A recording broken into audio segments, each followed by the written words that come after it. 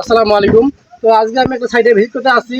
তো আজকে আমি আপনাদের দেখাবো যে একটা সাইটে কেন যে ইঞ্জিনিয়ারের প্রয়োজন, যে একটা সাইডের একদম বেস থেকে একদম ফিনিশ পর্যন্ত একটা ইঞ্জিনিয়ার কেন প্রয়োজন, কেন দরকার।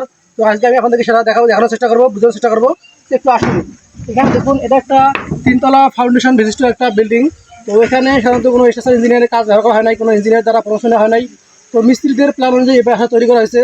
এখানে দেখুন, এক্ষেত্রে কলাম আছে আমাদের 10x10, কলাম হচ্ছে 10x10। সেক্ষেত্রে বিম কিন্তু 10x10, বিমও 10x10।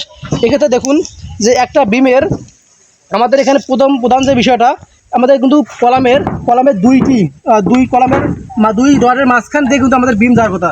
এখানে দেখুন আপনারা একটি বিমের মানে প্রধান মেইন বার এবং মেইন বারগুলো ভেতর দিকে গেছে, একটা বাইরে দিকে গেছে। এটা কিন্তু কখনোই কিন্তু আমাদের ইঞ্জিনিয়ারিং বিএমডিসি বা পড়ানোতে কিন্তু সঠিক নয়, যাবে না। আমাদের এখানে কী করা লাগতো, দুটা বিমের দুটা মেইন বারেই আমাদের কলাম হতে হবে, কারণ কলাম তো আমাদের বিমের লোডটা নেবে। সেক্ষেত্রে আমাদের দুটো বিমের মেইন বারগুলো আমাদের কলামের ভেতর দিয়ে যেতে হবে। এখানে একটা বিষয় দেখুন আপনারা, যে একটা ভুলের কারণে কতগুলো ভুল হয়। এখানে দেখুন মিস্ত্রি সাহেব কী করছে। প্রথমত তো এখানে আমাদের একটা বিম ক্লিয়ার কভার রাখতে হবে 1.5 ইঞ্চি। এখানে দেখুন 1 ইঞ্চিও কোনো এক সুতো পরিমাণও ক্লিয়ার কভার নাই। বরং এদিকে আপনাদের অপর সাইডে দেখুন যে 3 ইঞ্চি ক্লিয়ার কভার, 3 ইঞ্চি ক্লিয়ার কভার। এখন আপনারা বলুন যে এইখানে এই একটা কলামের এই সাইডে কোনো ক্লিয়ার কভার নাই, এই সাইডে আছে আপনার 3 ইঞ্চি ক্লিয়ার কভার। এটা কি সম্ভব?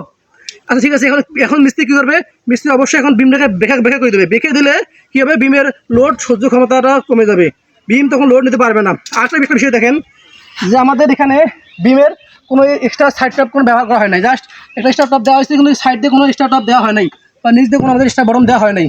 তো একটা বিল্ডিং করতে গেলে অবশ্যই একজন ইঞ্জিনিয়ার পড়াশোনা করা উচিত একদম শুরু থেকে শেষ পর্যন্ত।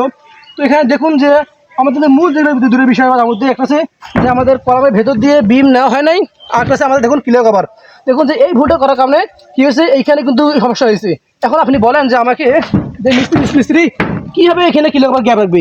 এখানে তো 1.5 ইঞ্চি ক্লিয়ার কভার না রাখলে এখানে তো বিমে তো অল্প সময়ের মধ্যে তো জং হয়ে যাবে, রডে ওটা তো চলে আসবে না। আপনারা দেখুন যে একটি ভুল হলে কিন্তু অনেক ভুল হয়।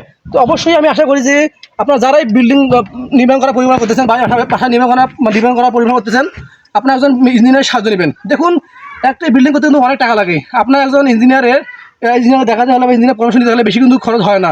দেখুন এখানে দেখুন একটা প্ল্যান, দেখুন একটু প্ল্যানটা, তো দেখুন এখানে কত কাছাকাছি কলাম দেওয়া হয়েছে, বংশ বিম দেওয়া হয়েছে, কত কাছাকাছি বিম দেওয়া হয়েছে। তো একটি কিন্তু একটা কিন্তু মানে দক্ষ ইঞ্জিনিয়ার কিন্তু কখনোই কম করবে না। এখানে মিস্ত্রি প্ল্যানে করার কারণে প্ল্যানটা কিন্তু এরকম হয়ে গেছে, কলাম এবং বিম খুব কাছাকাছি হয়ে গেছে এখানে। যাই হোক, আমাদের এখন মেন যে বিষয়টা আছে, যে আপনারা যদি বাড়ি করেন তাহলে অবশ্যই ইঞ্জিনিয়ার পরামর্শ নেবেন, এবং আপনারা বাড়ি পরিক্রমা অবশ্যই ইঞ্জিনিয়ার মতামত করবেন। তো ঠিক আছে, এটাই বলেছিল। আসসালামু আলাইকুম।